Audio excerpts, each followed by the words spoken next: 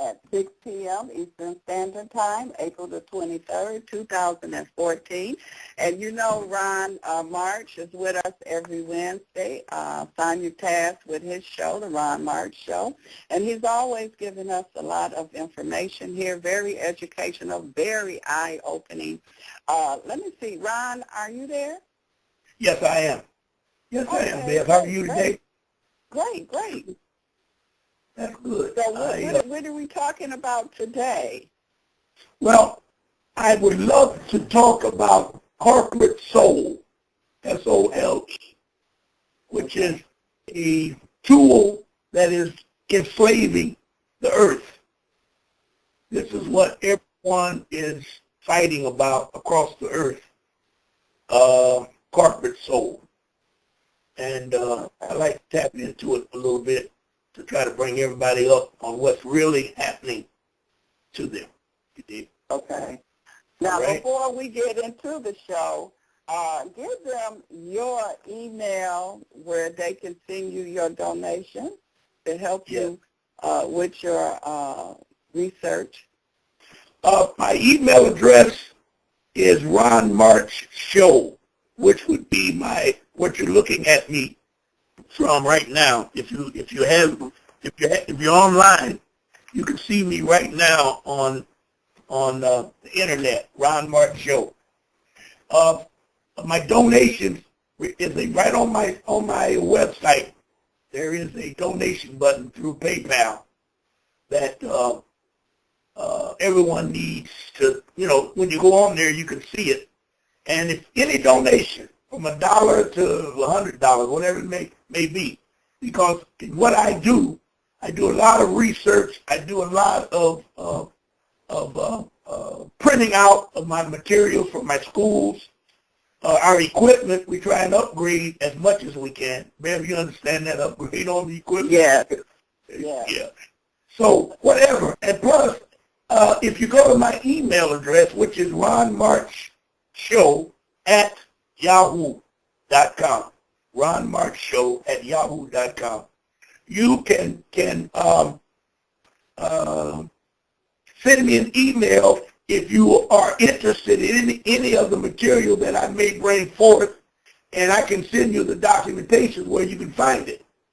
Now, with my classes on Tuesday, we're going to start setting up packages that you can purchase online. That would be on my website that you could purchase. So that would be a price on that.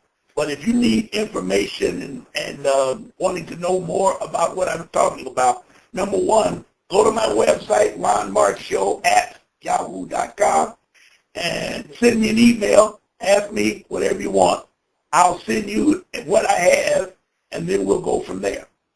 I have quite a few people there. I think my folder is around, with you, around 67, maybe 70 listeners, which is very good. Okay. Good. And so I get something new, I blast it out for all of them to have. And when they have specific questions, they email me, and we go from there. Okay. All right. And we appreciate you opening our eyes here and giving us this information. Well, it's a two-way street, believe it or not. When I talk to you, at the same time, I'm learning from my presentation. I learned this a long time ago, that it makes me sharper in what I do, because I can present it in a more fashionable, more understanding way. And I love to have call-ins to challenge me so that I can really get down and answer the question, But we need to understand that we all are learning, searching. I do not, let me make it very clear, I do not have the answers to everything. Because as sure as I think I have it, they will change the rules. And I'm going to tell you today why and how they change the rules. Okay? All right. Are we ready to roll? Yes, we're ready. Ready to roll. All right. We've done a couple of shows there on U.S. versus USA. Right. What I missed in putting emphasis on is the fact that USA is a corporation. It was incorporated in 1871. In that incorporation charter, if you will, they instituted any name that they would like to be their subsection, subname. They call it what is the word they use? Any way you use the term, you will be talking about them. It's called, I don't know why I get a blank mind. It's a senior citizen thing come in here, I can't get it going. Okay. Any deviation, any derivative, there you go, any derivative of United States of America belongs to the corporation, United States of America. And they put everything you could possibly think of in there when it comes to government, such as U.S., USA, United States, federal government, United States government. It's a list of probably 100, I'm exaggerating, but it's a list of a long list of names that all refer to the mother name of United States of America. Now, they instituted another ingredient into that major corporation, and that is it's a money situation. I'll have to come back to that. Let's come back to the money thing. Into that corporation, they have fixed it so anywhere they go, now that the government says, the Constitution says, there is a seat of government that they can be set up, which is 10 square miles. Okay? Now that seat of government was given to the European, and he placed it in the D.C. area, Washington, D.C. area. And it also said that it can be enlarged, I'm doing my own words now, if they can get the surrounding states to contribute through purchase or requisition or any way they can get it set up, they will let it expand. So today that 10 square miles is probably around 50 or maybe 40 square miles. And we're talking about Washington, D.C. D.C. is the country and Washington is the capital. The surprising thing about what they did was, I guess they knew it when they did it, there were no citizens, there were no subjects to the plantation when they formed this thing called United States of America. There was no slaves. So that since that was in 1871, they instituted in 1868 the 14th Amendment, which was never ratified. And the 14th Amendment created every living soul on the continent is a member of Washington, D.C. And they got away with that because of corporate law. Corporate law is what it's called. And it's huge. Corporate law is bigger than constitution law. Corporate law has some things in it that will kind of scare you. And one of them is they have the right to set up any rules, regulations, codes, ordinances, anything they want to do. Anything.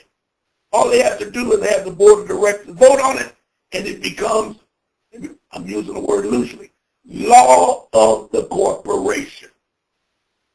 You got that? You got it. Now, how does that affect you and I?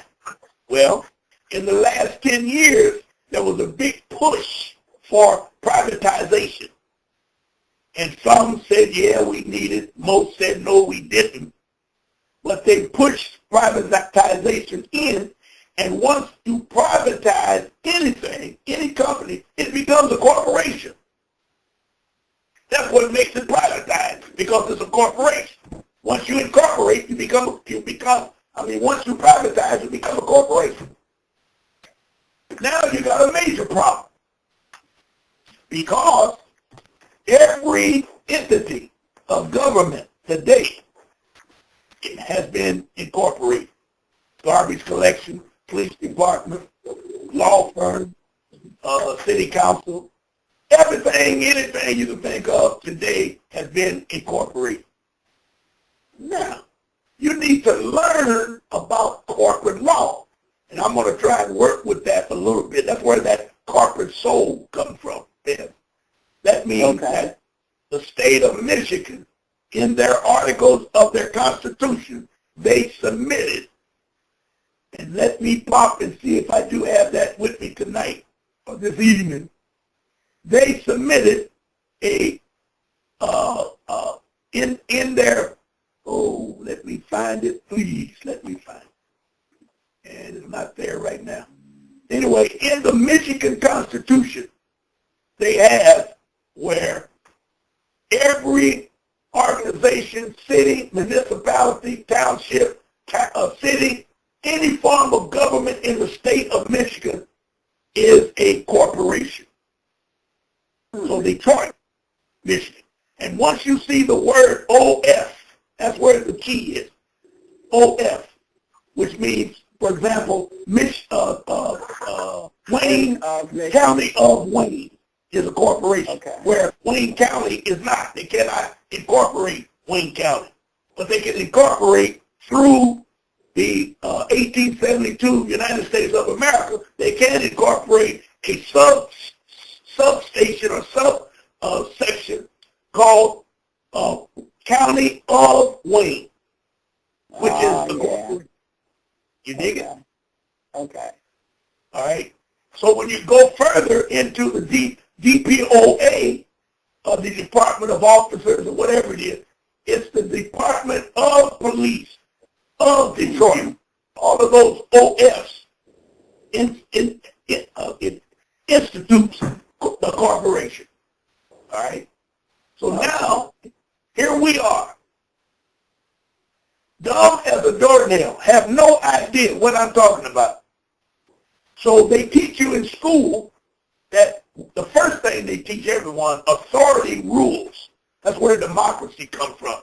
It's better known as thug of government or mob rule. Nobody wants to talk about it. You can ask anybody you know, what is democracy? And when you start hearing some of them answers, you think, oh, I'm talking to an idiot. They have no idea what democracy is. But everybody says we have democracy. We're going to go to war and spread democracy all over the world. Nobody wants democracy. That's why you have wars. Get out of here with that trash. Because it only means he who has the big stick wins. That's the only way you can put it. When you look at a cowboy movie and them drunks, when they finally come out of the saloon and say, we're going to the jail to hang old Black Bart, that's democracy. They done voted on it. Mob rule. Can't go down on the door of the chain of the jail, drag his butt out and string him up. That was democracy. Now, here we are in Detroit with 85% black majority. And the European is running everything in the political arena. And Arabs and people that do not look like us, foreigners, run all of our economics. How can that be? If democracy is good, how can that be? Why don't somebody come in and run them out? Because the mob rules, especially since the European controls the politics. He's got the judges, the police department, the prosecuting office, all of those threatening enforcement agencies belong to him, which makes him have the big stick. That's scary.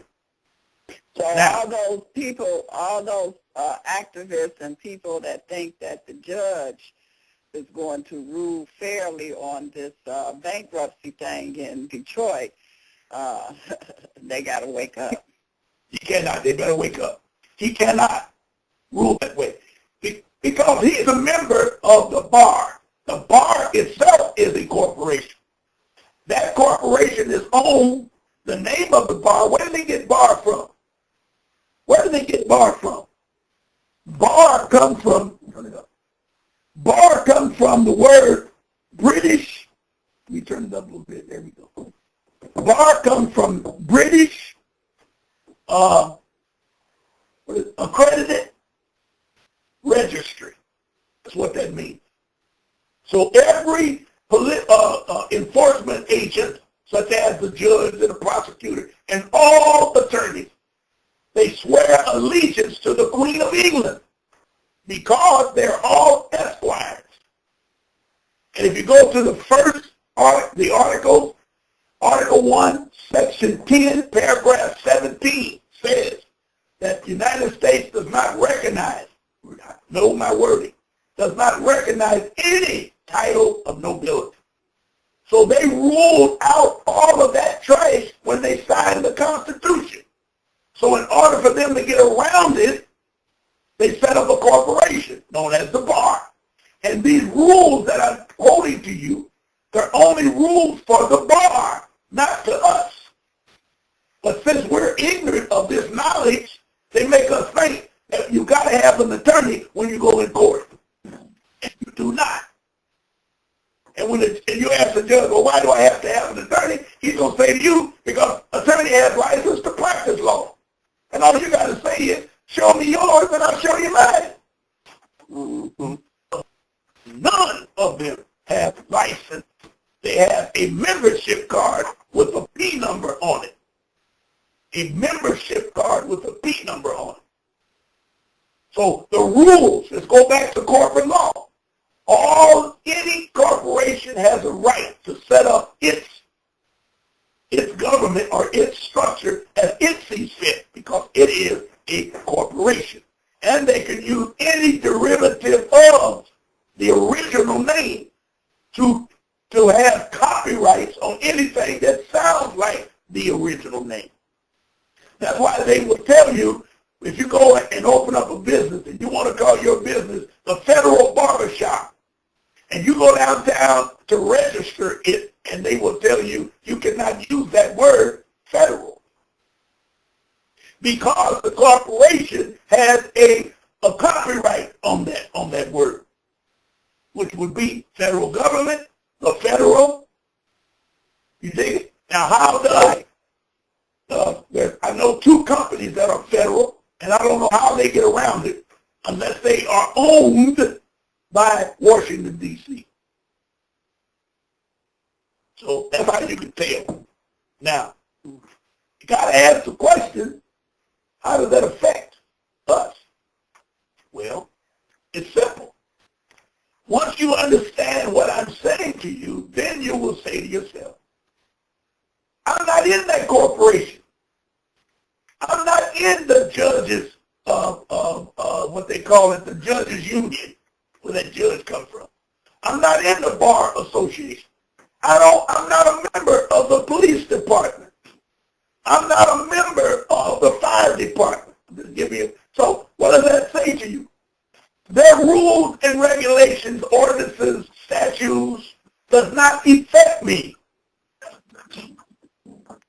Now, you're going to say, that man is crazy. And yes, I am, if I don't tell you everything. And what that is if you don't declare your status to get out of the Negro definition, they will throw you under the jail if you go in there talking the way I'm talking. Because you can never stand on your square in government or in any corporation, anywhere you go, unless you are in your natural person. And it's ironic that black people don't seem to care about their natural person. They'll let them call us anything. In my lifetime, we were labeled color.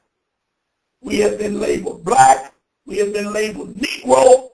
We have been labeled Afro-American. We've been labeled African-American. All of these words and titles are derivative of the Department of Immigration, which is incorporated. And they have a right. This is what hurts me when I talk to some people. They have a right to set up their corporation any way they want to. You got to get that, Beth? I got it. I'm telling you, it's unreal. It's really unreal. And when you go to these different departments, like immigration and what else can I say? Passport department, any of these government agencies, they all are spelled with all capital letters, which tells you that they are corporations. Each one of those corporations have corporate rules. Even the DMV, the Department of Motor Vehicles. Now this is a good one, man. They are incorporated. They have rules. The rules are, they know that they can only deal with commercial affairs. Right.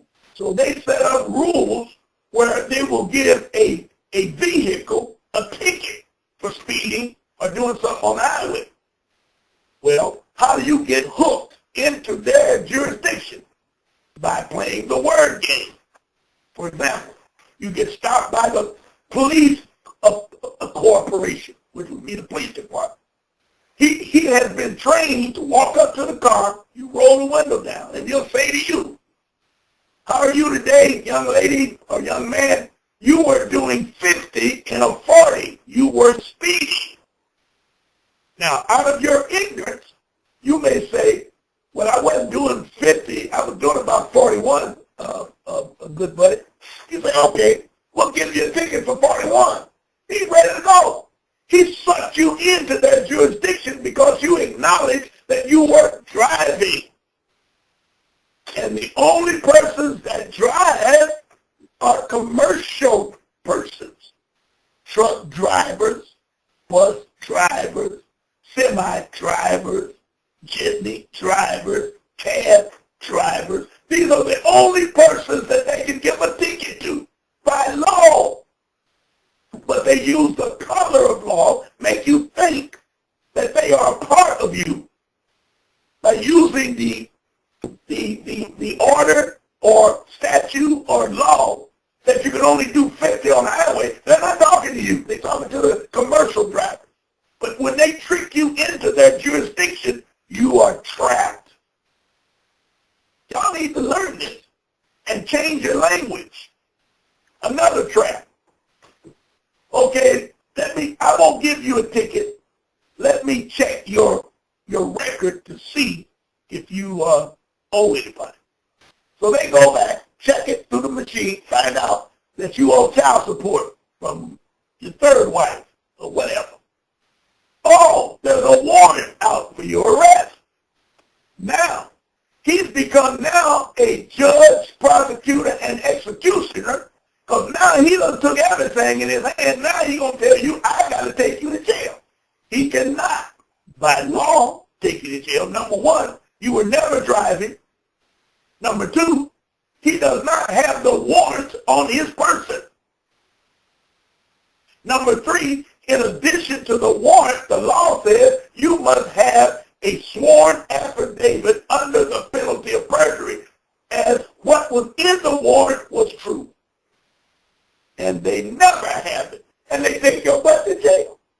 Now they'll look over to the passenger and they'll say, well, we're going to have to tow this car unless there's a legal driver in the car.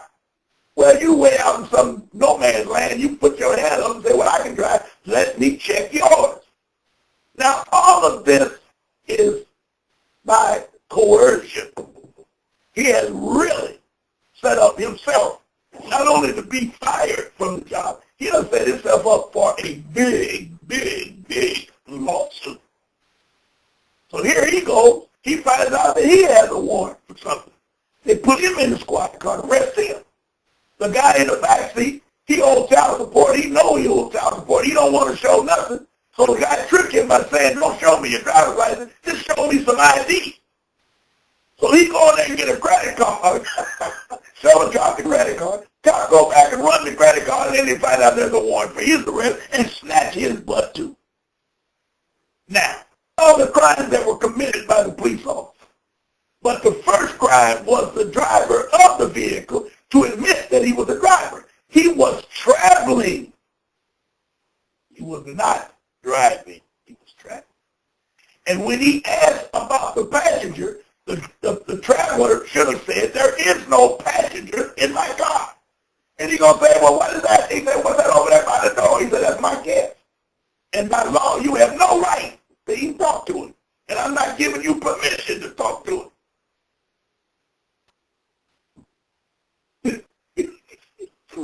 But remember, his corporation set up the rules for him to do all of that.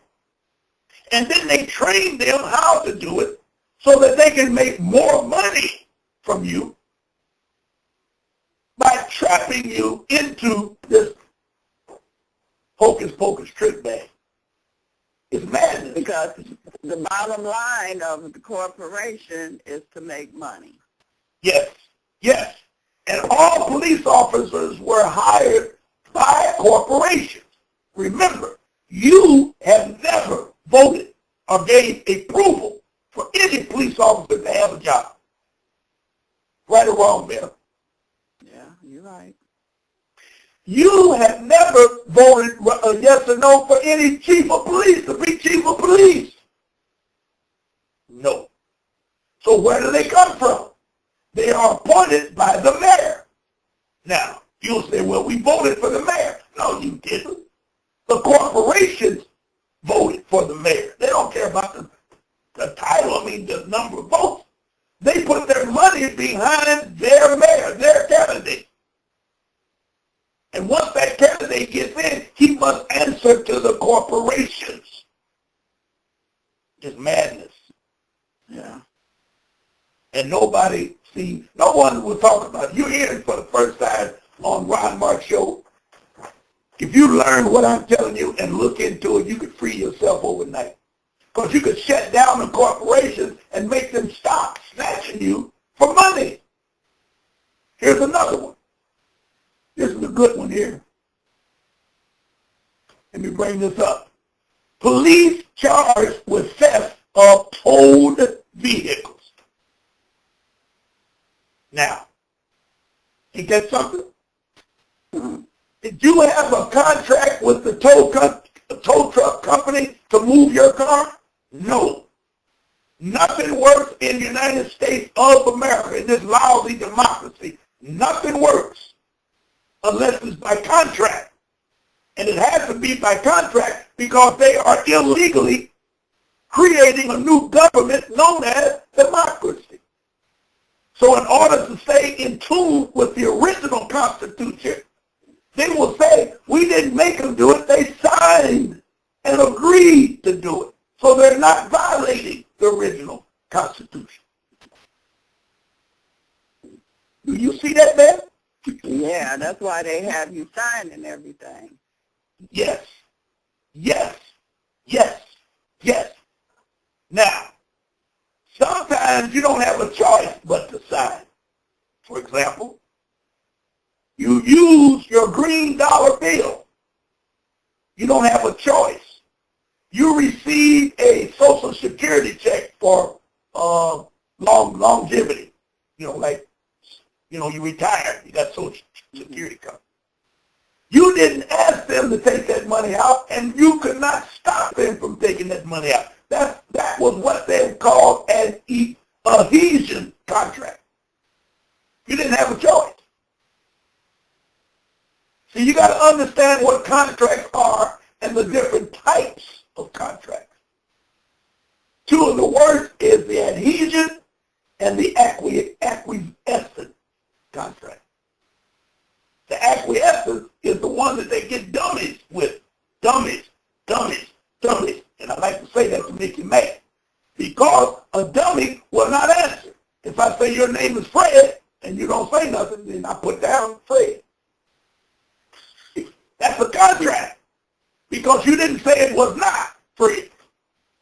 Right, okay. See? And these corporations, depending on the type of business that it is, they train their employees to get the biggest buck, biggest money that they can get. So they'll train them how to trick you. You dig it? Yeah. Now dig this.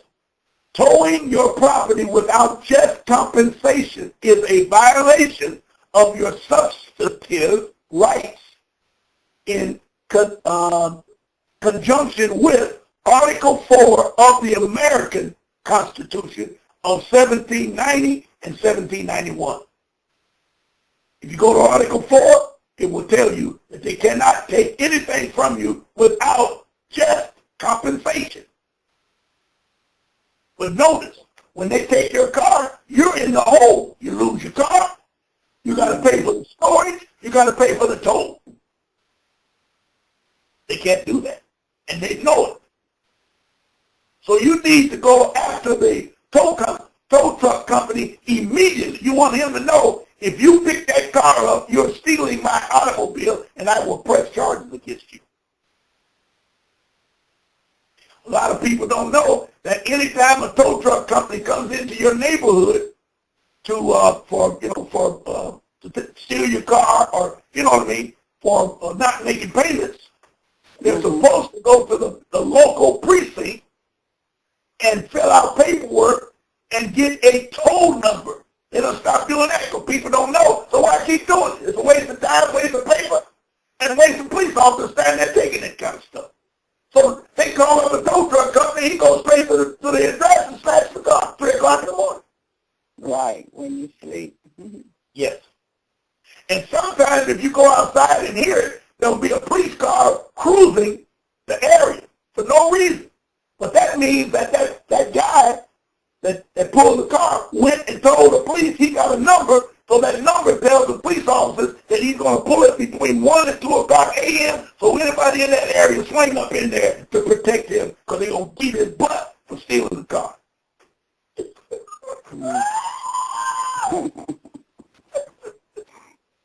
And then they trick you with the cover of law and tell you you cannot shoot him or beat him up if he takes your car. That's ridiculous. And it's hijacking your automobile, your property. That's right. That's unbelievable. It's really unbelievable. So, this Constitution supersedes any state statute or any colluding DMV statute, going back to all capital letters DMV, which is a corporation in any state. It supersedes any statute or any colluding DMV statute established only for those who are doing commerce in the first place. DMV is only supposed to deal with commerce by state law. But if they can make you say you were driving or had passengers, or you were doing the speed over the speed limit, any of those things, if you adhere to it, you are sucked into their jurisdiction. Now, should we talk about jurisdiction? Everyone has jurisdiction. You have personal jurisdiction. You have subject matter jurisdiction. What I'm talking about now, I have subject matter jurisdiction because I'm looking at it on the computer and I'm telling you I know what I'm talking about. So that's subject matter jurisdiction. Your personal jurisdiction is whatever you are doing, who you are. But if you're not in your natural state, you can never have jurisdiction. And 99.9 of all of these Negroes are not in their natural state. So they have no rights. I don't care if they're a professor or the paper boy. They have no rights. And I get just sick. And that's why they treat people like they have no rights, because they really don't under the corporation. But see, the name of the game is don't be too hard on them, because, like they say in Willie Lynch, you don't want to beat the man. See, they whoop the man in front of the woman and the children. And the woman, out of fear, will hug the boys and treat them like little girls, not to make the white man mad, because they may get whooped like daddy did. But the rule of that lesson is just whoop the daddy almost dead, because he's worth money and you want him to get well and keep picking cotton. when they come after us, they don't want us to be so mad that they have to kill us or anything. They want to make sure that they come under the cover of law, and whatever you do is incorrect because you don't know enough to free yourself.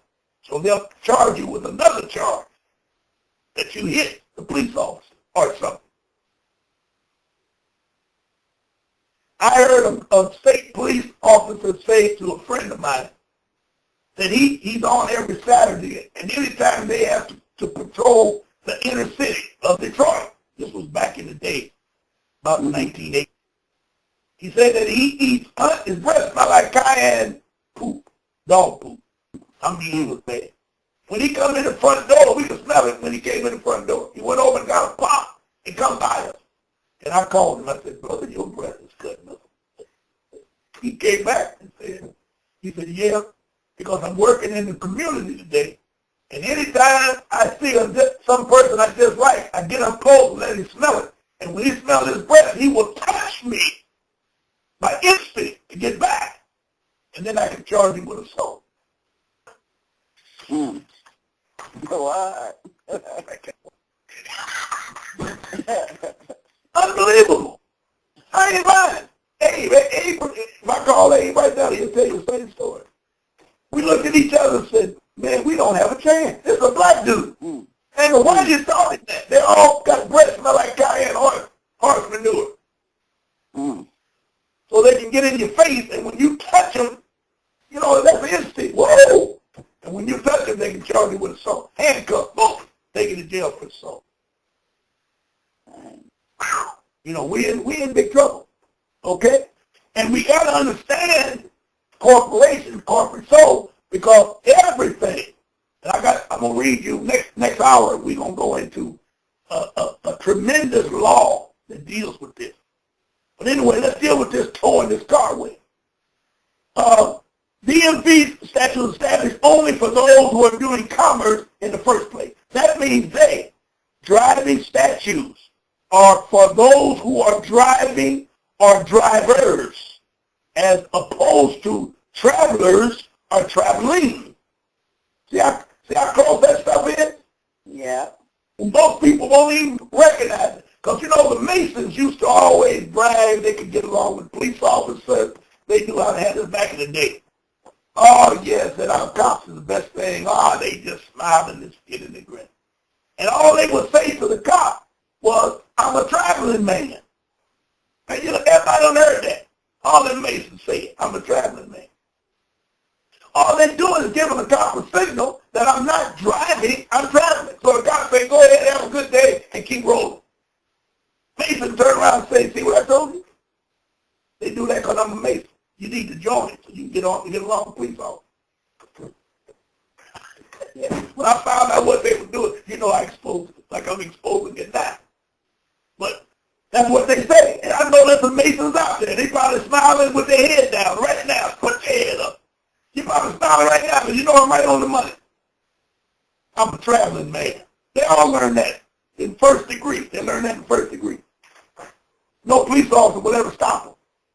And if you do stop him, and he tell him I'm a traveling man, the cop's going to let him go. Because he is not traveling, he's not driving, he's traveling. All right.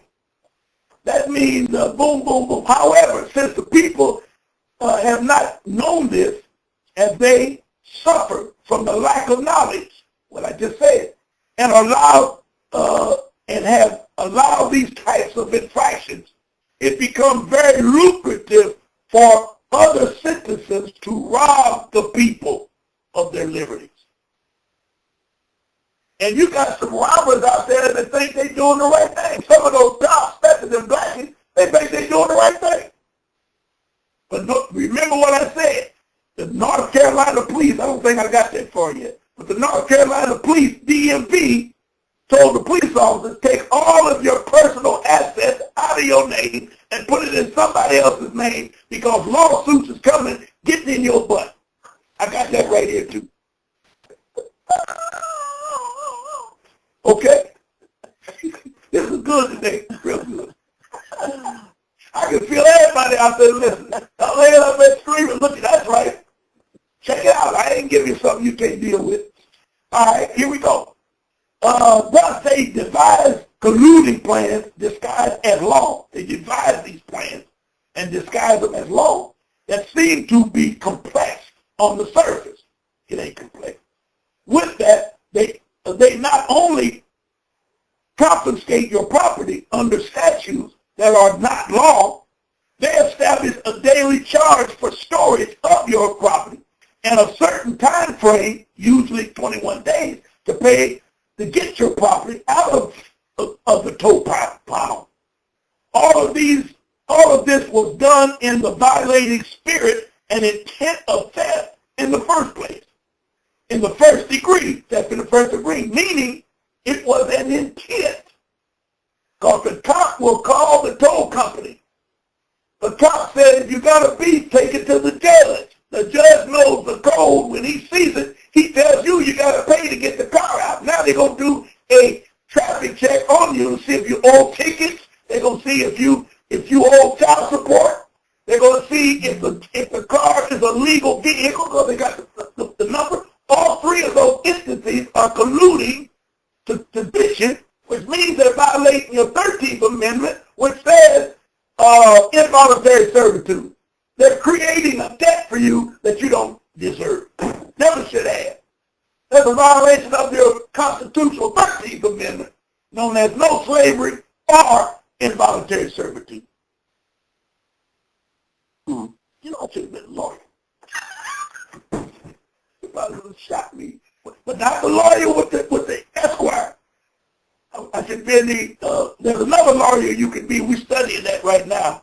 Whereas you can announce yourself to be a district attorney. We're looking at that. Isn't there a difference between a lawyer and an attorney? Yes. A lawyer, both of them have P numbers, but an attorney practices in court, and a lawyer seldom go to court. I think that's how they say it. But there is a difference, yes. Which one? Only one of them has the Esquire, or do both of them have it? Both of them have it. Okay, so neither one of them is not. But the lawyer does not have to have it because he don't have to go to court unless he wants to be in that arena. Where all attorneys must have it because they go in court. But I look at that. Go ahead. Okay, now if there is a young person that's just coming out of school or however, or just, getting his papers. Now, suppose he wants to practice law, but he wants to do it through the Constitution with the things that you're saying. So he needs to become a lawyer and not an attorney. Is that correct? Yes, but he definitely does not want to take the bar exam. That's the key.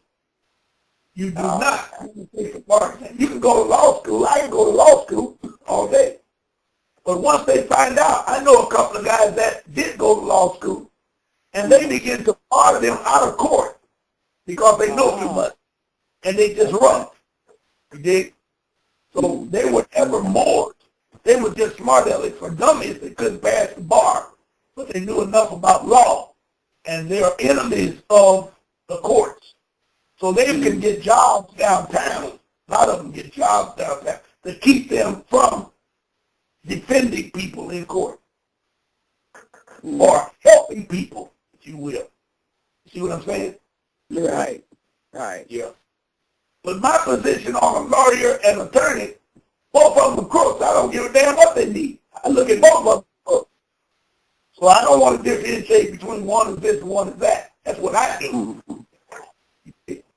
So, yep. All right. All this is done. Go ahead. Now, it was just someone that was asking a question in the chat room. All right. They wanted to know that is it true that we don't actually own our car, that the certificate of title only lets the operate the car, not actually own it?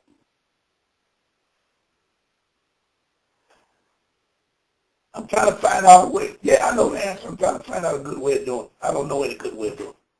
let's go back to educate that individual rather than give them an answer. A corporation is an fictitious entity. It does not exist. Do you agree? Mm-hmm. Okay. Well, didn't the court just, wait a minute, didn't they just say, the Supreme Court say that the corporation is a person? Yes.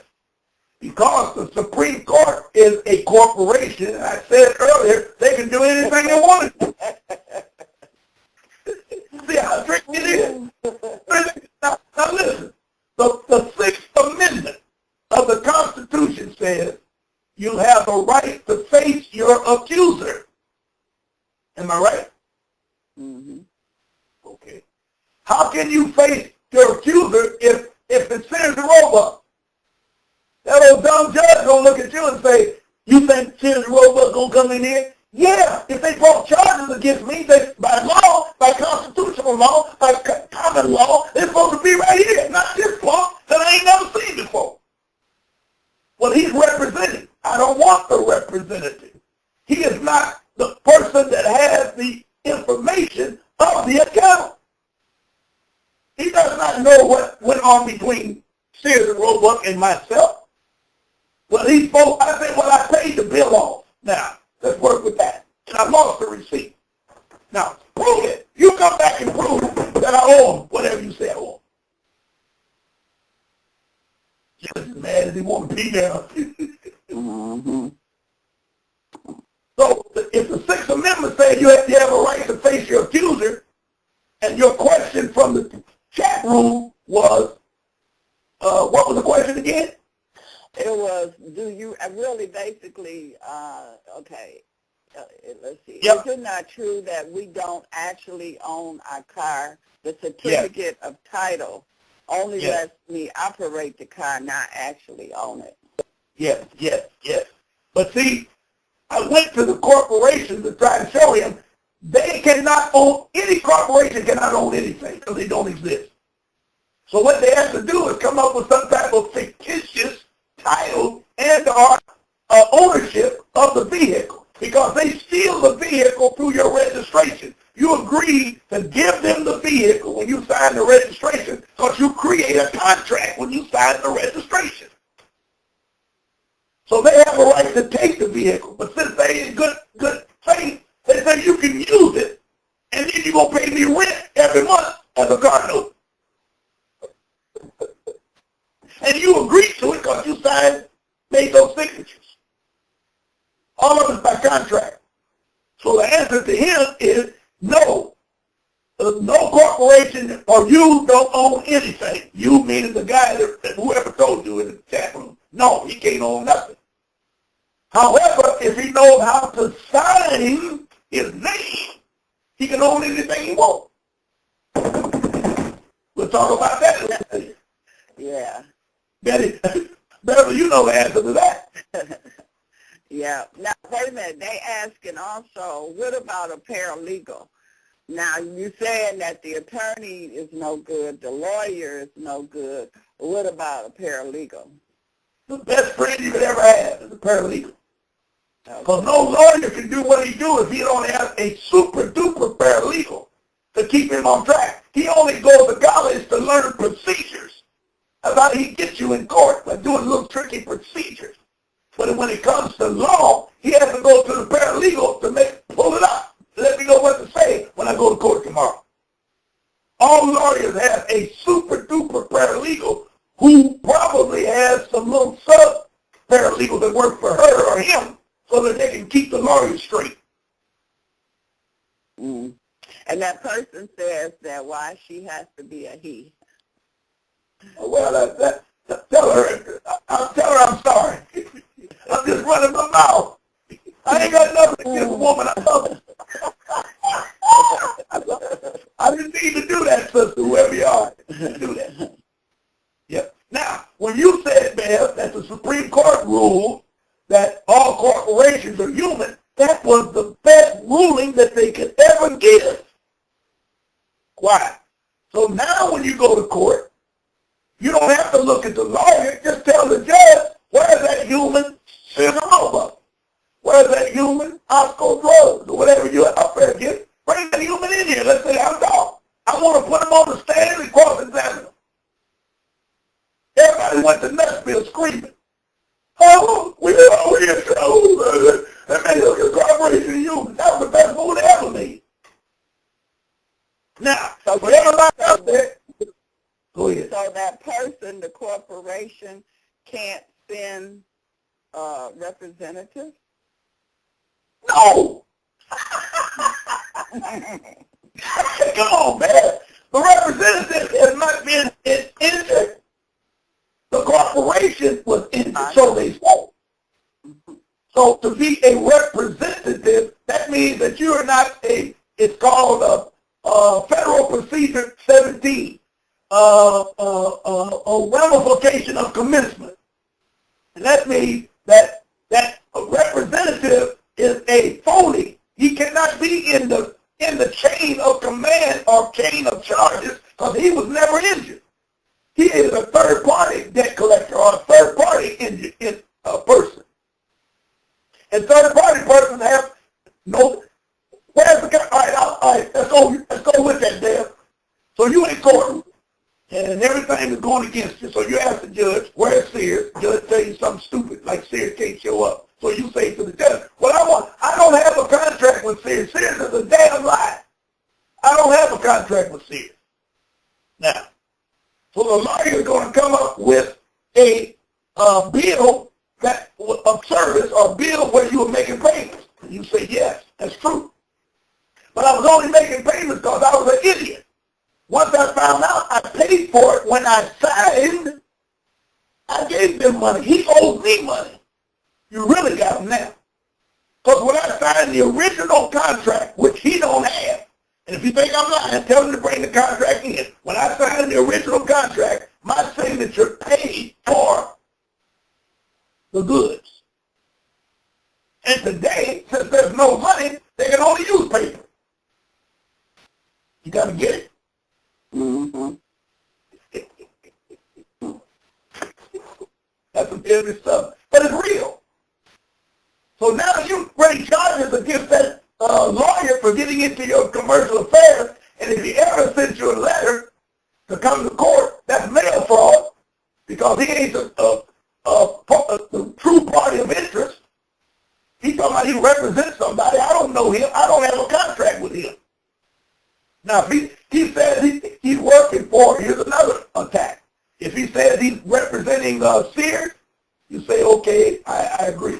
But I need to see your DOA, delegation of authority. I want to see where Sears told your drunk butt to come after me. And you have a contract with Sears to do it. So let's bring that in court. You know he don't have it. So why are you here? And why am I here?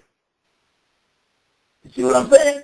Why? All of that you need to learn and practice. It's very simple, because all we talk about is contract. And I just told you, no one can come after you or do anything to you unless they have a contract. And the only contract you don't know about is an adhesion contract or a acquiescence contract, which is also called a tacit, T-A-C-I-T contract. That means that you didn't answer. When that judge said something, you didn't say nothing. Or when the guy said something. Do you owe him $40 and you drop your head? Judge said. Decision to the guy. Pay the $40 next case. That's some heavy stuff. But that's how it works. Because the corporation, sole corporate, means that you're dealing with corporations and you learn how to deal with corporations. If you're not in their jurisdiction, they have nothing they can do to you. Nothing.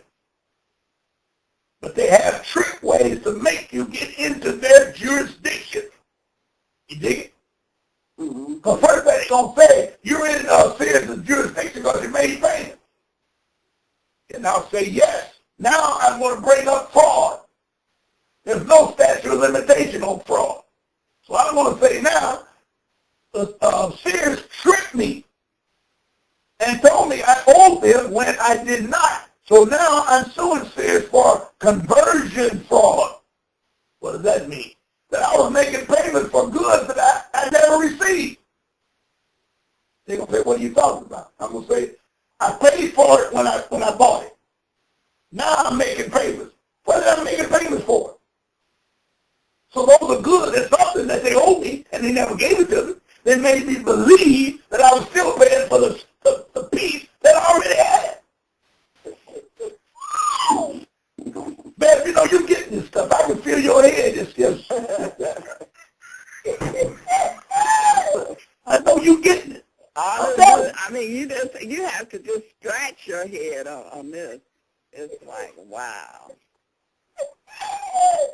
And they've been getting away with it because we have been comatose. We have been ignorant of all of this. And then we're ignorant in the second degree. The first degree, we didn't know it. Second degree, we know it, don't give a damn. But I've been paying all the time, I'm going to keep on paying. Well, that's the damnest thing I ever heard in my life. My aunt told me that when my uncle passed, and this is a good one, when my uncle passed, she was going to take care of his estate. I said, that's good. She said, when I get all those bills, he still got money, I'm going to pay. I said, you going to do what? She said, I'm going to pay the bill. And I didn't call her when I wanted to, but I said, hey, Sarah, listen to me. When Uncle Bobby died, the straw man died. There is no contract. Why are you paying it? It was the end of whatever contract he had. What you do is send a copy of the death certificate on every bill that comes through that mailbox. You sign it, put a stamp on it, put that everything back in the envelope, and put that death certificate in there and send it back. If they come after you after that, what about when, like, say, the husband died and the wife is still living, and then they say, well, you a wife, you know, we still consider you are responsible for his bills. All right. First thing she should ask for is validation. Please validate the debt. Now, when they validate the debt and keep saying Ron March, she says, I thought you had a contract with me. And they'll say, well, you're the wife. I said, I could be the third wife, the fourth wife. What? It ain't none of your business. Do I have a contract with you? Now, if they had one of them deals where you had to have a co-signer, if she signed as a co-signer, she got a problem. But she still should ask for validation. Because they couldn't validate it when the husband was alive. He just was too dumb to ask for validation. They can never validate. Never. Never. Why? Because corporations don't have hands. How they gonna fight? I'll take a break on that. I love it, man. Are you there? Oh, yes, I am here. We have a caller. You want to take it on the other side of the break, or you want to take it before we go to break? All right, let's take a break. 10 minutes, and I'll be back. Okay, all right. JazzRadio.com is available anytime, anywhere. Okay, we are going for a 10-minute break, and we shall return. If you have any questions or comments, call 347-215-8041 and push the number 1, and I'll know that you have a question or comment. Welcome back to the Truth to Power show, and you're also listening to the Ron March show. And Ron March has given us some information about contracts and this corporation and all of this madness that has been going on here. But we are not asleep anymore. We're not walking around as zombies anymore because he has enlightened us. Ron, are you back? Yes, ma'am. I'm back. All I like the way I like what you're saying. You got to wake up. Yes. We need to get this information, and we need to use it, massage it in our noggins, and start using it to our advantage. You know? So we need to teach our children about these contracts and things, too. Yes. yes, yes, yes, yes, yes. Because I will not see, in my dream, I don't want to get like Martin Luther King. Martin Luther, okay. But what I see, I won't be able to achieve it all. But I'm going to be pushed in that direction because I'm doing some things now that are powerful. And once it begins to open up, then we'll all be. Now, I thought of that. Listen, Bev, hear me clear. Everybody out there, I want you to hear me clear. You're not going to be able to save everybody. You're going to have people that are so locked up in this system, they may hurt you when you try to give them the real. So stop trying to make people listen to you. If they are searching for truth, give it to them. But if they don't want it, leave them alone. It can be very dangerous to your health. That's true. Yeah. Now, if I ever get a chance to meet, I'd love to. We're talking about making a trip to Philadelphia. And we need to set up a convention where we can come from all places to meet and we can see.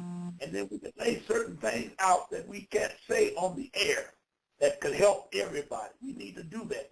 And we need to know of your listeners who are interested in something like that, where we can have it in the East or in the South East or in the Midwest, something like that, where we, or even West, I don't want to hang out, the West or Midwest out there, stuff like that, where we can have like conventions and meet people and hook up with people and start building a nation of people.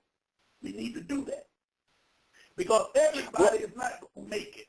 So there's no need of you trying to save everybody. There's no need. And especially give them your email, Ron, so they can contact you. There could be someone that's listening from Philadelphia now. Yes. I get a lot from the East Coast. So my email address is ronmarchshow@yahoo.com. ronmarchshow@yahoo.com. You have to get that together, and so you can tap into it, and we can set it up. All we need to know is anybody interested? We can set up certain things. I can come to certain places. I'm a retiree right now. I can come to certain places for a group. If somebody, here's a good one there, if somebody out there can get, let's say 15 people to come to a place, I'll come and speak. Let's make it 25, so it'll be worth my while. But I'm going to say, I got to take up the donations to try to cover my expense. So if anyone out there can get 25 people that will come to a hearing or some type of setting, form, I will fly. Right. I'll get there. I'll come and speak, and we can really lay it out. I can tell it like it is, and we can start building from that. You dig? So let's work with this. Now, I don't know everything. Don't get me wrong. Don't think that I'm trying to be somebody that I ain't. All I can give you is what I know, and I'm willing to blow it, set it out there. Okay. Can't get no more interview than that, okay? Right. Is that Let's fair take enough? this call before we go back to the second part. All right. This call is from area code 615-474. You are. Greetings. How's it going, y'all? Great. All right, my name is Arthur. Okay, Arthur. You are absolutely right about everything you said. What is that area code, young man? Can you hear me? Where are you from, That was Arthur? 615. What city? Well, I'm from 617. I'm actually on the phone with a friend who called me up because I speak just like what you speaking. Now, I took care of child services. I went into courts and took care of the attorneys and the lawyers and the judge. All right? What they're doing is yeah, man, look. They said, are you here to represent yourself? I said, for and on the record, I will be myself. And that canceled all their contracts. Just with that one statement. Yes. Now, what I want y'all to realize is that when you're dealing with these people, never make a statement. Always ask a question. Those who are acting as king or queen. Oh, Oh. So you never make a statement. You always ask a question. Okay. Now see, All that's right? something new. And that judge has 3 times to make you an offer. He has 3 times, and then he has to recuse himself off the bench. So anytime and what are those contracts? A contract is what's your name? That's a contract. Or stand up, sit down, how do you plead? Yes. All those are contracts. Yes. So how do you refuse that? You say, with all due respect, Your Honor, it seems you're trying to contract with me. For and on the record, may I have full disclosure, please? Whoa. Now, he got 2 more times to make you an offer. Okay. And another thing you want to get when you go on into these courts, but it's not you, it's the birth certificate. That's I understand. It's not you. It's the person is the birth certificate. That's on the stand. What you want to do is get your local rules and the federal rules of evidence, because in that federal rules of evidence, under 402, you can bring the Constitution in as evidence. Yes. Are you a paralegal? Right? They're not allowing you to bring your paperwork in, and an attorney, since they're running a private bar guild business, they cannot bring in the law. But when you put their rules in their face, then you have your Article 3 court under the Constitution. Yes. Can I ask bring in that federal rules of evidence and the local rules and switch the court? Young man. They don't like that. Young man, can I ask you a question? Yes, sir. What city are you from? What state? Let's go with the state. Boston, Massachusetts. All right, all right. Boston, Massachusetts. Next question. Have you studied paralegal work? No, sir. I studied canon law. All the lawyers and attorneys, they're operating off of canon law. They cannot divert against canon law. You're totally correct. Wow, that's good. And I can tell you, you have. Yes, sir. So I go in there. Yes. You gotta, if you ever go in there against them, you have to file an entry of appearance. As a third party, your injured party, all right, so it's the plaintiff, which is the fictional state, all right, it's the name, the birth name, which is the birth certificate that they think is you. So when you file as a third party, entry of appearance, now you're taking yourself out of their presumption. And guess who didn't file an entry of appearance? The attorney. Whoa. All right? Yeah. The attorney never filed an entry of appearance, so I get them with that all the time. Yeah. I don't even talk about what we're there for. Yeah. And if he doesn't, for the entry of appearance, yes, and the contract saying they can represent the state, because they don't have that either. So as soon as they open their mouth, they commit perjury. So I go, first of all, I can't be a defendant in this courtroom, can I? Oh, that's a gut shot. Yeah. Then I go, this guy's not the state. Did this man just commit perjury in your courtroom? Those two just kill him, man. Yes. Case is over. Yes, yes. You, and I got somebody asked a question about the car. I can answer that question if you'd like. Okay. Because what we're doing is we're going in there thinking we're in a motor vehicle. We're not in a motor vehicle. We're in automobiles. Yes. So when you sign a contract, you got to get that manufacturer's statement of origin or that manufacturer's certificate of origin. That's the birth certificate for the car. Yes. Which is an automobile, and there's no regulation on an automobile. So if we want to come together, we need to go in there and sue them on that fact, because we're in automobiles. We're not in motor vehicles. They were supposed to pay for your car, the maintenance, the insurance. Imagine 100 people walking in individually and suing these people because they didn't pay us our check. They didn't pay for the car, the sticker, the gas. Imagine that.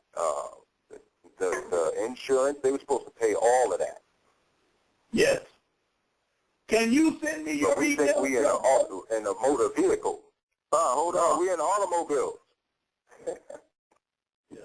He's right on the So we need to all suit them on that count. Then we can come together because we'll have a little change to do. Yeah. Can you send me your email address? Can you send me an email? I'd like to talk to you further. Yes, no clan. I'm going to give it to you now. No clan. Send him an email. Oh, yeah, I got your email right here. It's Ron March. Ron March Show at Yahoo, right? Yes, yes. No. Yes. Is it Ron March at Ron March, or is it Ron March Show at Yahoo? Ron March Show at yahoo.com. I got it. All right. Send me something, brother. We need to hook up and do Most some definitely. talking. Yeah, we need to hook up. Yes, sir. Woo. But I do have thank one you, question before I go. Go ahead. Go ahead. Okay, go ahead. The birth certificate, that is a negotiable instrument. Yes, it is. I recently had a meeting with a bank where I said I'm going to put that up as collateral for $5 million. They sent in a lawyer who shut it down when they really supposed to go to the chief financial officer. But that birth certificate is a bond, and am I correct? Yes, it is. And it's worth trillions. At my age, I'm 72. Exactly. My So, $1 trillion. Yeah. There was a guy who came into the court. He walked into the court, slammed that birth certificate down, and walked out. And they said, "You want us to arrest him?" He said, "No, we ain't looking for him." No kidding. We're the only people who can get our birth certificates, and we can buy multiple. That is how you discharge your debt. Yes. Brother, you ain't where you I just want to, get confirmation that, it was a bond, Connecticut. How far are you from Connecticut? I know it's right there close. Right? Are you near the border of Connecticut? Young man? Say again? I'm asking you. A little bit. Say again? I'm asking you, are you near the border of Connecticut?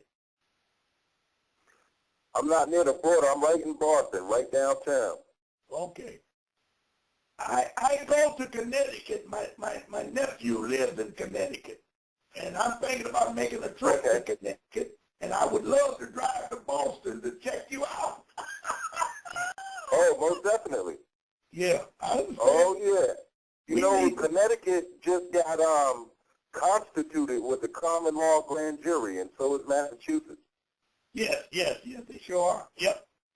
All of them are those Commonwealth states that are in the original Continental Congress. Those were the founding, right? Who called colonies, as they call them. Yes. That's some heavy stuff. I appreciate you, brother. Yes, sir. Thank you, Carl. I appreciate y'all, and keep doing it. All right. They can't win, man. They running out of steam. Right. And so make sure you connect with Ron. Yes. I'll get it when you get it to me. I'll let you know, Ben. Yep. Okay. All right. Thank you, caller. Brother. Yep. Do you have anything else? Now? No, you can go into the second part. All right. Now, the second part we're going to start out with is called Title 18 USC subsection 666 and USC subsection 6 should be 661, but I don't see 6. We're looking at 666. Okay? Now, interesting. 666. 666. This baby is so heavy, the title says, theft or bribery concerning programs, listen carefully, receiving federal funds. I'll say it again. Theft or bribery concerning programs receiving federal funds. Now I'm going down to Section B. It says, the circumstances referred to in subsection A of this section is that the organization, comma, government, comma, or agency receives in any 1 year period benefits in excess of $10,000 under the federal program involving a grant, contract, subsidy, loan, guarantee, insurance, or other form of federal assistance. In other words, they're saying that they get into our business by sending out grants and loans to all of these so-called corporations. Did you get that, Mary? Yeah. Now, they're only allowed by the Constitution to be on a 10-square-mile area. However, if they are seeded, S-E-D-E-D, S-E-D-E-D, or C-E-A-T-E-D, seeded, if they are seeded land through the legislation of the government or requisition and purchase of land from the surrounding states, they are allowed to expand into those states only to build, listen carefully, buildings, magazines, forts, or forts. That's it. Now, they left out one that I can't find, and that is what they call postal roads. Postal roads. And the postal roads are very important because postal roads is all of your U.S. highways, all of your expressways, 94 in Detroit, 75 in Detroit, 69 that comes close to Detroit. All of these expressways are postal roads that they made treaties with our people 200, 300 years ago. It started out with the path of the Pony Express, turned into the Wells Fargo Express wagon train, and now it's into highways and byways. Wow. That's how they got off of 10 square miles. Through the postal road. Which is a code. Now remember, the code is set up to hide certain things. And the code is called subsection 666. What do you say, man? Interesting. Yeah. So if you read section A, it talks about whoever in the circumstance described in section B, which we just read a little bit of this section exists, being an agent of an organization or of a state, local, or Indian tribunal government, or any agency thereof, embezzles, steals, obtained by fraud, or otherwise without authority knowingly converts to the use of any person other than the rightful owner or intentionally misapplies property that is valued at $5,000 or more. That's your house. And is owned by or is under the care of custodial or control of such organizations, government, or agency, or B, corruptly solicits or demands for the benefit of any person or accepts or agrees to accept anything of value from any person intending to be influenced or rewarded in the connection with any business. Oh, this is so heavy. Y'all need to read this. I will stop. Hell with it. I'm not going there. Because every corporation receives funds from the government. And each fund is over $10,000. And the $10,000 is used within the 1 year period. You follow what I'm saying? Yeah. Yeah. So, I don't know how to say it any better way. Let me call the engineer up. I think we got a problem with the sound. Can you hear me, Bev? Everything good on your I end? can hear you. You sound a little distant, but I can hear you good. Okay. I don't know why it's distant. But I'm just trying to lay out the fact that anyone in, I'm getting calls from they probably can't hear. Hold on 1 second, Bev. Okay, all right.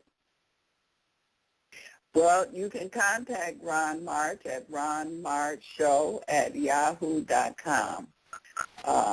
If you want to contact him, make sure that you send him a donation so he can keep up the good work that he's doing and the information that he is giving out. Yep. It just sounds. I just got a call. Call it again, you can get it. I don't know. But anyway, Bev. Now, yeah, we can hear you louder now. All right. You're coming in louder. So my point in all of this, I've laid it out from the beginning. We're talking about corporate soul. All entities of government have become corporate souls because they are part of the corporation known as the United States of America. So now all the states change from Michigan State to State of Michigan. Wayne County changed from Wayne County to County of Wayne. State of Michigan. All states have done that because that corporation, which is a subsidy of the United States of America, has moved into the areas and set up what they call the seat of government. You see how tricky it is, man? Yeah, so yeah. When you go to court, the first thing you should ask the judge is subject matter jurisdiction. Is this building a seat of 36th District Court? Is this a seat of government? And the answer is no. I can say that now. No. Because you don't know, so why should they tell you? Ignorance of what they do is not against the law. That's where that comes from. Ignorance of the law is no excuse because they are crooks everywhere, all over the United States. They all are crooks. Some are better than others. Most of them are crooks, and they search for Negro crooks so they can make it look like it's a black offense rather than a European offense.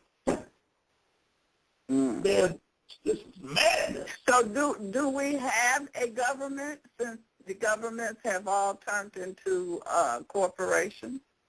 In 1861, when they walked out of, remember I told you, the Powhatan Confederation and the Iroquois Confederation walked out of Congress and never set up a reconvening date, which is known as SINEDIE,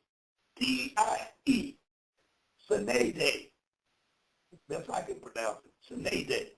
Once they set that up, which was all by design from the Europeans, he came in with his money and an international banker and set up, what was it, from 1861, it took them to 10 years to 1871 to set up a corporation over in Washington, D.C. So anything that happened since 1861 has come under a de facto government. So where is our government? In Philadelphia. How do we reconvene it? The people can reconvene it. So you and I, man, can set up a government and start producing a rules, regulations for our government. But we need to know the knowledge of how to do it. And I think I know how to do it. I know. This is heavy. Yeah. When I say heavy, I don't know anybody that's doing it. And the guys that I study with, they're telling me that they're learning this from their research, how to set up a government. Each one of us, believe it or not, Bev, each one of us is a nation. Yeah. Why? because we are searching for our nationality. All nationalities belong to a nation. Now, we don't have a nation because nobody told us what I'm saying to you, Bev, that we must have a nationality in order to have a nation. Mm-hmm. They don't want us to have a nation because they have stole our nation, and they call it United States of America. It's like a storybook. It's like a movie. But the thing you got to realize, it's real. Everything I'm telling you is real. It's like a horror movie.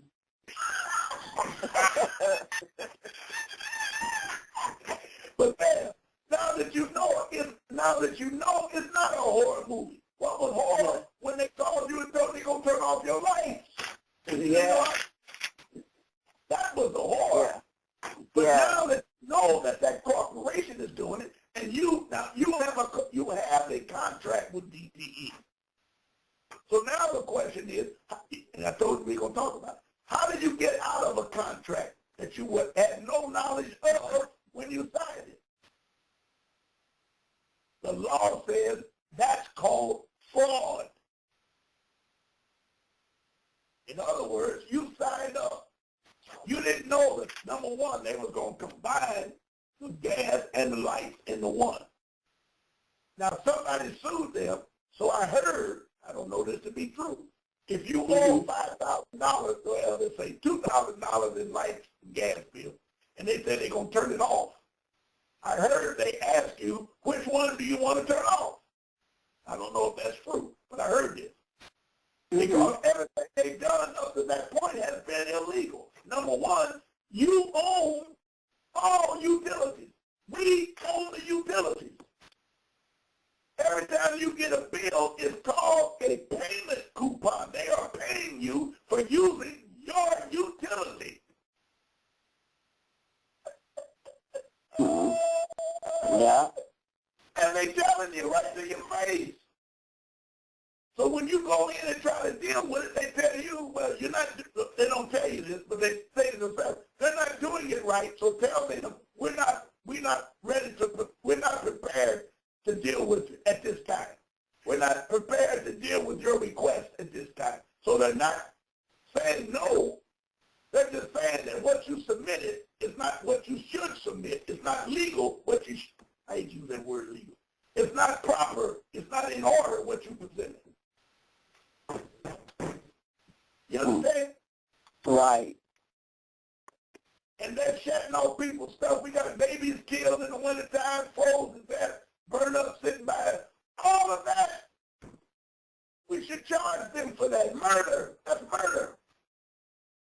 And what about how they say that if the water is cut off, then that gives them the state the right to come in and remove the children out the homes?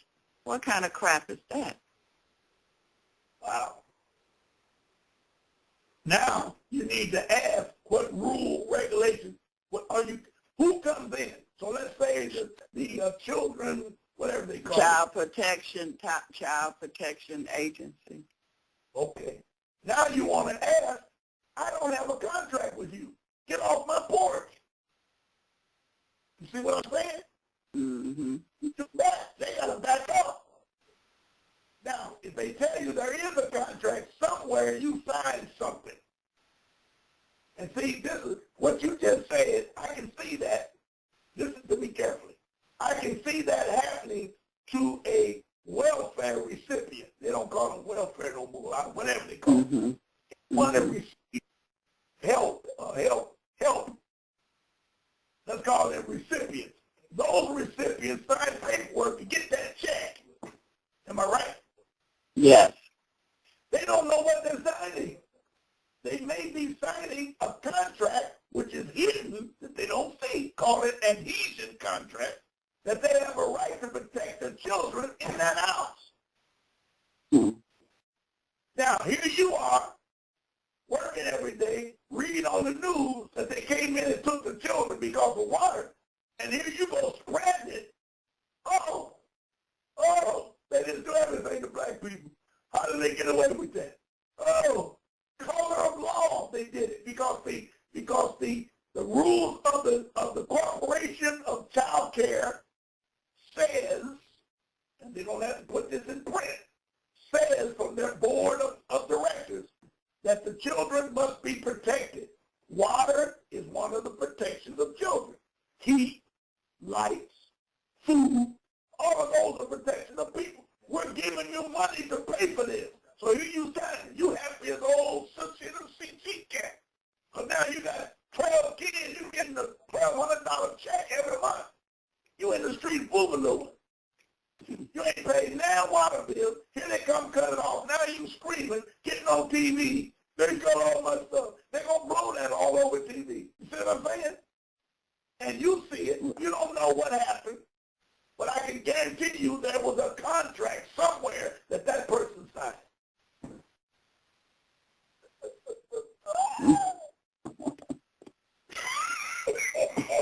You know, man, I like you. So when I saw that ceremony, I can feel it. You say, damn.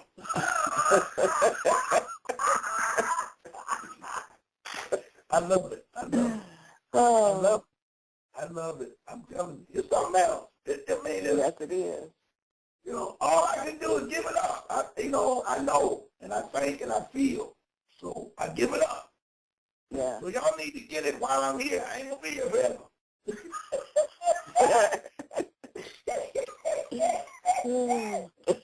ain't going to be here forever. And y'all need to get it while I got it. Because y'all young. And look at this thing. They 25, 30, 40, 50 years old. They're going to be here a while. And the European, quote-unquote, corporation is steaming up. They increasing their demand for money. Yeah. Because the world the whole corporation around the world has collapsed. And these punks want to get as much as they can so when they collapse, they can live off of $18 trillion that's in the basement. Mm-hmm. They can pay $40 for a loaf of bread. They can pay $600 a month to keep the lights and gas on. And look at you and want to know why you can't keep yours on. That type of thing. We got Asians, black Asians, that their families are going to be put out in the cold in the winter because they can't pay the lights and gas. So they out there in the suburbs skinning and grinning and paying whatever they pay because they have a job and they in the system. Mom and daddy ain't got nothing, so they say, well, we need to find a nursing home for mama. When I was raised, there wasn't no such thing as nursing. It was a total disgrace to even think about a nursing home, to put your mama in. Right. Now they're doing it without even thinking. Right. And you know the corporation is making money off of that. It's all about the money. It's all about money. And they need us because we are the dumbest individuals you could ever find because we have no idea what's going on. This is why, I love to come on the air and try to run this stuff because we need to wake up. And all we need to do is visualize what's going on. Now, let me say this. Last night in class, I passed out a worksheet of several different documents that everybody should get.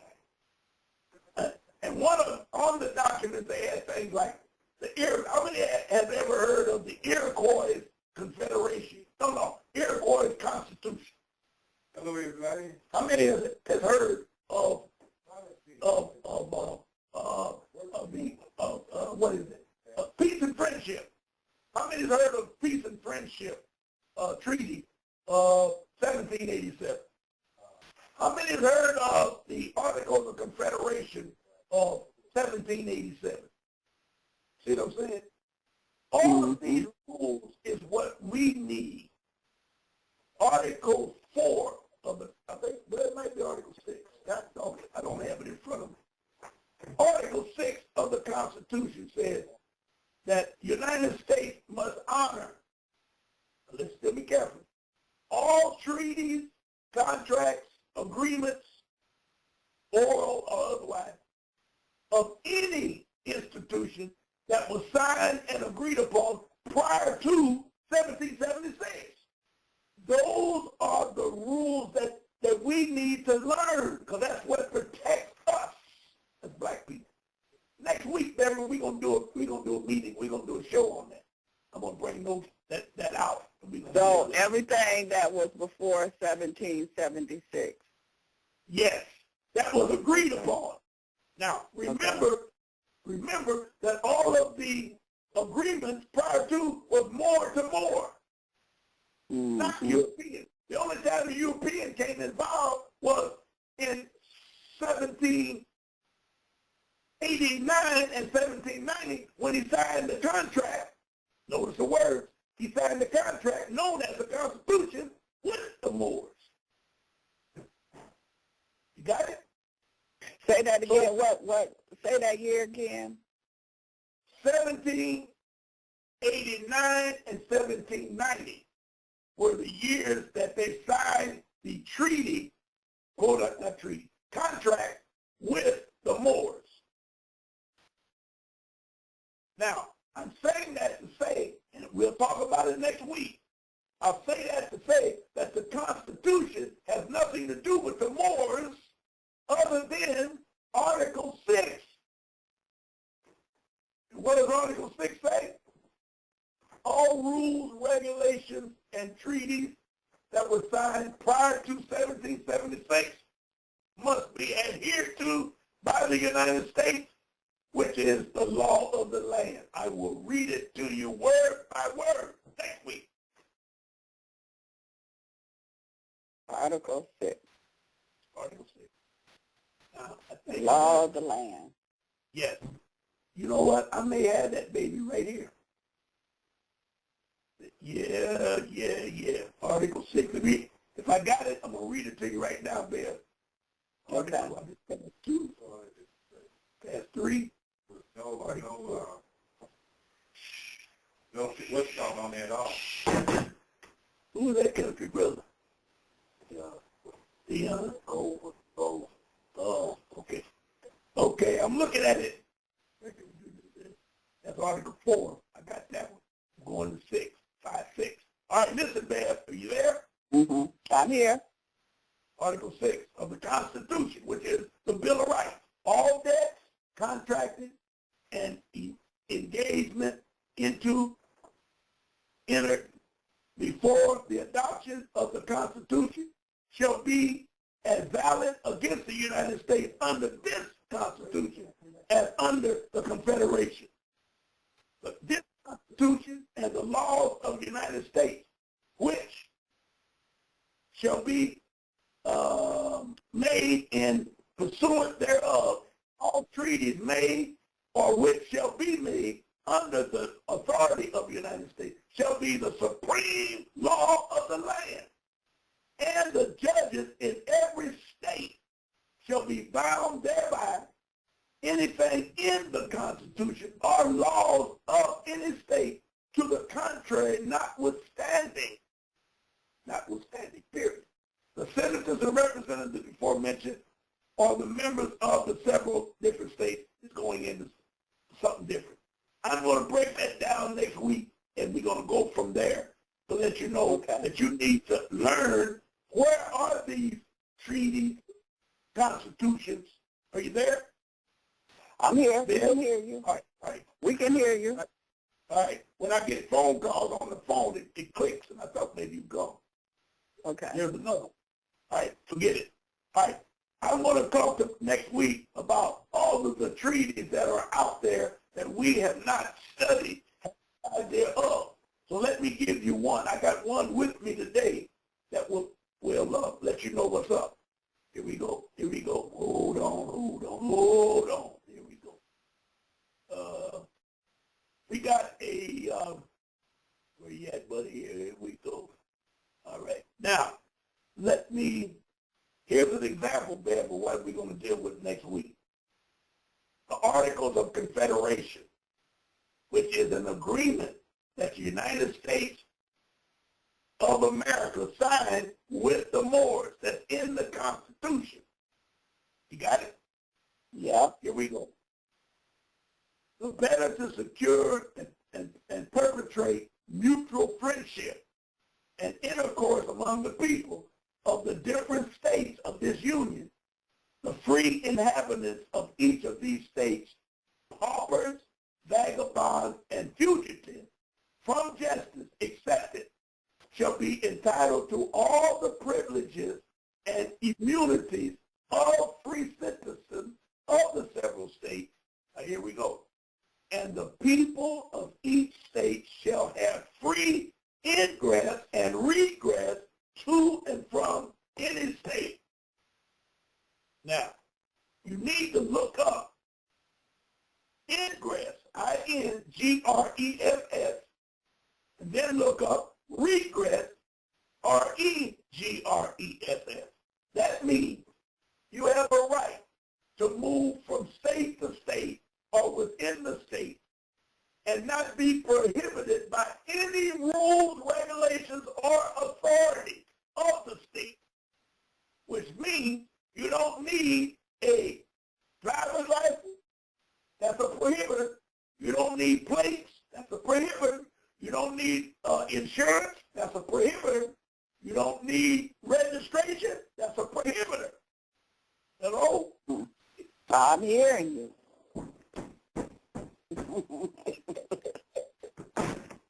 I told you it's all about the money.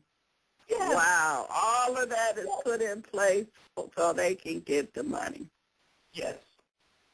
And as long as they keep us ignorant to these laws, so you have a right to travel. Hear me clear. If you're traveling from state to state or within the state, you are not supposed to be inhibited from ingress or regress. And I just read you the article, whatever it was, Article 4, that said that you have to agree to all of the agreements prior to.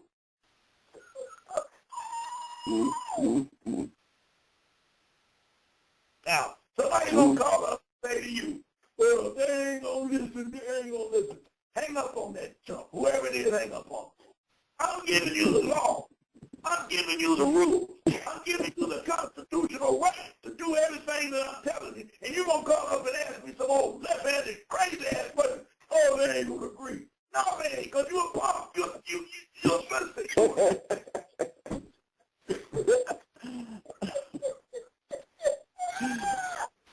Oh, man, I'm telling you. But everybody needs it's all good. If we could teach our children all of this, yes, to shut down the corporation. Yes. If we could understand that every institution, anything that's against you is a corporation. Yeah. Schools, totally corporation. That's how they get away with it. You didn't sign up for them to get money from them to set up these damn, what they call them, charter schools. Now they got that BVI, CCC, and all that. You didn't ask for that. EAA, you didn't ask for that kind of trash. You don't have a contract with the schools to do that, but you have an original contract to send that child in there. So you need to learn how to revoke the contract. We'll bring that up next week. Yeah? Okay, all right. Yep. Well, Ron, we at the top of the hour. Man, I love it. I do too, and the audience and the listeners, they loving it, they learning. I mean, it's awesome. It's right on time. Yes, right on time. It's time to wake up. That's all I say. And I'll leave you with one thought, and that is when they say that George Washington chopped down the cherry tree. You remember that line they told? Yeah, yeah. They were talking about the cherry tree was the Moor flag. When they elected George Washington, and they didn't elect, they elected a Moor named George Washington, but they put the face of a European named Adam Wassenhoff. Remember I told you that? Right. So Adam Wassenhoff, through the manipulation of the, let's call it the United States of America empire that they were building way back in 1789 and 1790 when George Washington was elected, their intent was to destroy the Moors. Mm-hmm. So the code was, George Washington's job was to chop down the cherry tree, which was the flag of the Moorish Empire. Mm. Well, help me somebody. You get this knowledge, you're strong and you want to be a part of the world, which will stop you from looting and killing each other. But as long as we don't know who we are, ain't no way in hell we're going to stop killing each other. What the hell I care about you? I have no idea who you are. I don't know who I am. Mm-hmm. And nobody talks about that. We done tried everything. Marching, praying, candlelight vigil, money, the Negro college factory, where they raised Negroes in the factory of black colleges. White man just gave up $80 trillion that Bill Gates to the white college, to the black college fund, United Black College Fund, to keep those Negroes. That's right. United Negro College Fund. Every European should contribute to that because it's a corporation. Bill Gates is a corporation. He gets a write-off from it because he gives more than $10,000, which makes it a corporation. You see? Yeah. This is madness, but it's all good because we all learn. So tell all you are. Everybody email me. I told a lie all day today, and I enjoyed it, but I told a fat-faced lie. So somebody challenge me. I can back it up. All right, man. The next week. Okay, Ron. All right. I appreciate this. I really appreciate it. We definitely appreciate you, and thank you so much. Peace and much love. Until